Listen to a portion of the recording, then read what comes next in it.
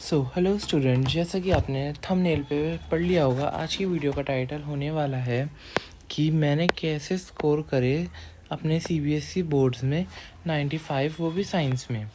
तो मैंने जो बोर्ड्स दिए थे वो दिए थे हमारे 2023 में, और वो ऐसा पहला बैच था जो कोविड के बाद दोबारा से 80 मार्क्स के पैटर्न पे वापस आया था। ठीक है ना।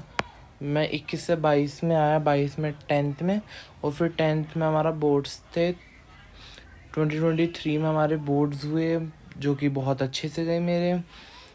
आज की इसी वीडियो में हम ब्रेक डाउन करने वाले हैं कि आप भी कैसे 95 स्कोर कर सकते हैं, उससे भी ज़्यादा स्कोर कर सकते हैं साइंस में ईज़िली, बिना किसी ज़्यादा पढ़े हुए, या फिर ऐसा नहीं कि 10-10 12-12 घंटे आप साइंस को दे रहे हैं, तो ऐसा बिल्कुल भी नहीं है। मैं आपको सिंपली बताने वाला हूँ कि आज की इसकी वीडियो में कि कैसे कैसे आप मेरा बताया हुआ पैटर्न फॉलो कर सकते हैं, आपको अच्छा लगे तो चलिए, सबसे पहले मैं आपको बताना चाहूँगा कि सबसे पहले आपको क्या नहीं करना है। बहुत से स्टूडेंट जो करते हैं, वो जो बार बार करते हैं, जो बिल्कुल नहीं मानते, वो ये हैं काफ़ी सारी बुक्स पढ़ेंगे, सर में दर्द होगा। तो ये आपको बिल्कुल भी नहीं करना है। इस पर एक बड़ा सा क्रॉस लगा दो, नहीं करना है आपको बिल्कुल भी। ऐसा नहीं कि आपने कम से कम 3-4 बुकें ली, उन्हें फिर पढ़ना बस की है नहीं, क्योंकि मुझे पता है 10th में उछल कूद ज़्यादा करने का मन करता है बच्चों के। तो भूल जाओ कि 3-4 बुक पढ़ोगे तो हो जाएगा और कंफ्यूज हो जाओगे। मैक्सिमम आप क्या कर सकते हो, आप 2 बुक्स फॉलो कर सकते हो। एक तो सबसे पहले होने वाली है एनसीईआरटी आपकी। एनसीईआरटी तो आपकी मस्ट है, आपके लिए आपकी बाइबल हो सकती है, आपके लिए आपका कुरान हो सकता है, या फिर आपके लिए आपका वो भगवत गीता हो सकती है। तो मतलब आपके लिए कोई भी होली बुक से कम नहीं है आपकी एनसीईआरटी, अगर आपको साइंस में स्कोर करना है 90+ तो। और कोई एनी बुक, मतलब आप कोई दूसरी भी बुक ले सकते हैं एक एनसीईआरटी के साथ में। मेरी रिकमेंडेशन ये है कि मैं कहूँगा आप लो एग्ज़ाम आइडिया, क्योंकि मैंने भी ली थी एग्ज़ाम आइडिया अपने उसके लिए, बोर्ड्स के लिए। तो आप या तो सेकंड हैंड ले लेना, क्योंकि फ़र्स्ट हैंड थोड़ी कॉस्टली आती है, या फिर आप फर्स्ट हैंड भी ले सकते हो अगर आप ले सकते हो तो। वरना कोई आपको भैया वगैरह मिल जाए आपके पड़ोस में, तो आप उससे ले लीजिएगा सेकंड हैंड, क्योंकि एग्ज़ाम आइडिया बहुत अच्छी बुक होती है। और ये कोई पेड प्रमोशन तो है नहीं, तो बिल्कुल भी पेड प्रमोशन नहीं है। मैं किसी को भी ब्रांडिंग को प्रमोट नहीं कर रहा हूँ, मैं बस अपना वो राय दे रहा हूँ कि एग्ज़ाम आइडिया से मुझे जो है MCQs मिल गए थे, शॉर्ट नोट्स मिल गए थे, और मुझे काफ़ी वैरायटी के क्वेश्चन आंसर मिल गए थे, और केस स्टडी भी मिल गई थी। मतलब एक ही बुक में मुझे सब मिल गया था। तो इसी वजह से क्या हुआ था, मैंने काफ़ी अच्छी प्रिपरेशन कर ली थी अपने बोर्ड्स की। तो मेरी रिकमेंडेशन तो ये रहेगी कि आप एक एग्ज़ाम आइडिया ले लेना अगर हो सके तो, नहीं तो कोई दूसरी बुक जो आपको पसंद हो आप वो ले लेना। मैं ये नहीं कह रहा कि सिर्फ एनसीईआरटी से ही लेना आप। अब बात करते हैं मेरे ऑनेस्ट स्टडी रूटीन की। तो मैं ज़रा थोड़ा अजीब टाइप का था, नॉर्मल स्टूडेंट की तरह। ऐसा नहीं था कि मैं 12 से 13 घंटे कंटिन्यूसली पढ़ रहा हूँ, तो ऐसा बिल्कुल भी नहीं था। मैं क्या करता था, जब भी जैसे भी मान लो रोज़ रिवाइज डेली। अब रिवाइज डेली में कैसे करता था, मैं स्कूल का तो जाता था, स्कूल में पढ़ते थे, स्कूल के साथ साथ मैं ट्यूशन में भी पढ़ लेता था। तो ट्यूशन का और स्कूल का मिला के मेरा वो रिवाइज़ हो जाता था। अगर आप ट्यूशन नहीं जाते हैं तो आप ऑनलाइन पढ़ सकते हैं रिवाइज़ करने के लिए। दूसरा मैं क्या करता था, अपनी एग्ज़ाम आइडिया तो मैंने बहुत बाद में ली थी, हाफ ईयरली के बाद, तो आप चाहे तो जल्दी भी ले सकते हैं। और एनसीईआरटी की रीडिंग करता था मैं line by line, NCERT line by line. ख़ास तौर पे मैंने अपनी एनसीईआरटी ऐसे पढ़ी थी, मतलब कि मैं ये भी नहीं कि मैं डेली पढ़ता था, नॉट डेली, कभी कभी पढ़ लो आपको जैसे। वैसे भी आपका 10th में इतना सिलेबस तो रहता नहीं है, कभी पढ़ोगे तो भी हो जाएगा। मैं सच में ऑनेस्ट रिव्यू देने वाला हूँ, क्योंकि मैं उस फेज़ से गुजर चुका हूँ। तो मैं दूसरों की तरह बड़ी बड़ी बातें नहीं करूँगा कि आप लोग इतना पढ़ो इतना मत पढ़ो। मैं आपको भी ऑनेस्ट बता रहा हूँ कि मैं डेली तो बिल्कुल भी नहीं पढ़ता था। मान लो जैसे मेरा एग्ज़ाम है 10 सितंबर को हाफ ईयरली का, तो मैं उसके गैप में 5-6 दिन पहले पढ़ लेता था या फिर 2-3 दिन पहले।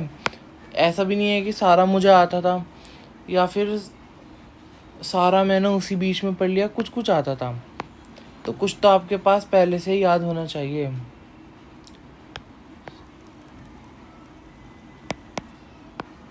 सम concepts clear early.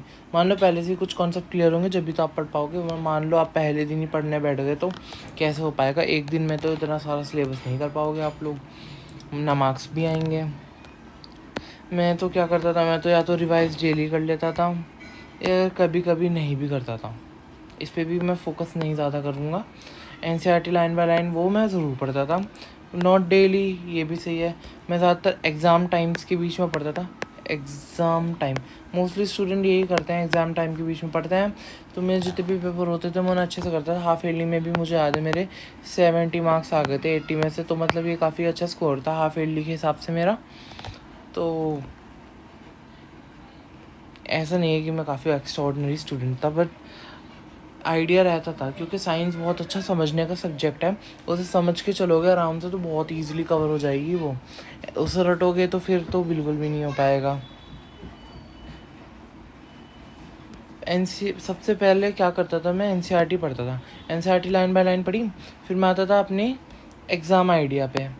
Exam idea सबसे पहले मैंने एग्ज़ाम आइडिया में जो देखे वो थे PYQ।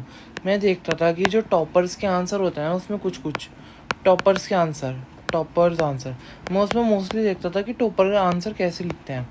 क्योंकि एग्ज़ाम आइडिया में कुछ कुछ क्वेश्चंस में ऐसा रहता है कि टॉपर्स के आंसर को कॉपी कर देते हैं। तो मैं देखता था कि वो किस पैटर्न में अपना आंसर लिख रहे हैं। अगर आपने भी ये क्रैक कर लिया ना कि वो किस तरह से अपना आंसर फॉर्मेट कर रहे हैं, तो बोर्ड्स में तो आपको मार्क्स कटने से रहे। फिर मैं क्या करता था, फिर MCQs करता था, क्योंकि उस टाइम पे नए नए 20 MCQs वो हुए थे इंट्रोड्यूस हमारे, तो 20 MCQs में वो देखता था। फिर वही केस बेस भी देखना पड़ता था, केस बेस, क्योंकि उस टाइम पे सारी चीज़ें नई नई आई थी एकदम। तो एग्ज़ाम आइडिया में सब मिल गया था, तो मैं काफ़ी प्रैक्टिस करी थी मैंने उसकी।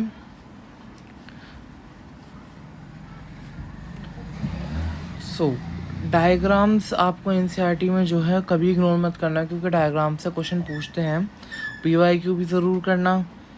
और सबसे पहले जो आपके वीक चैप्टर्स हैं आपको उन पे वो करना है काम। वीक चैप्टर्स ज़्यादातर सबके, मान लो मैं कहना चाहूँगा ज़्यादातर सबको प्रॉब्लम आती है कार्बन वाले चैप्टर में, या फिर लाइट वाले चैप्टर में, या फिर मेटल एंड नॉन मेटल में, क्योंकि इन चैप्टर्स में ना बहुत ज़्यादा समझने का है। तो कोई बात नहीं, अगर आपको कहीं से ना समझ में आ रहा तो आप मेरी वीडियोस भी देख सकते हैं। मैंने भी इन टॉपिक्स पे वीडियो बनाई है, कार्बोनेट्स कंपाउंड पे। अभी लाइट और नॉन मेटल पे नहीं बनाए, पर बाकी बायो के पे भी और केमिस्ट्री के 2 लेक्चर हो चुके हैं मेरे, तो आप लोग फॉलो कर सकते हैं, देख सकते हैं। और हाँ, मुझे जितना याद है, जब मेरे प्री बोर्ड्स ख़त्म हुए थे, मेरा पेपर था 27 को, नहीं 27 को नहीं, तो सारी रफ हो गया। मेरा पेपर था शायद से 3 या 4 मार्च को, या शायद 2 को भी था, 2 या 3 मार्च को था। तो 27 को मेरा था इंग्लिश का पेपर। तो इस 5-6 दिन की 5 to 6 डेज़ के गैप में मैंने क्या करा था, सबसे पहले मैंने याद करे अपने फॉर्मूला रिवाइज।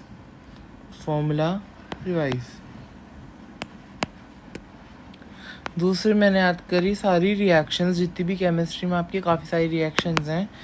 तीसरी में याद करें डायग्राम्स, या फिर अब मेरे फ्लो चार्ट्स जितने भी थे चैप्टर में, फ्लो चार्ट्स आपको याद करने चाहिए, आपको काफ़ी हेल्प मिलती है उनसे। और ये भी था, अब आप ये पूछोगे कि 5 मार्क्स कहाँ कट हुए, 5 मार्क्स कट, तो वो हुए थे मेरे MCQ में, और 1-2 मार्क्स मेरे कट हुए मेरे शॉर्ट आंसर में।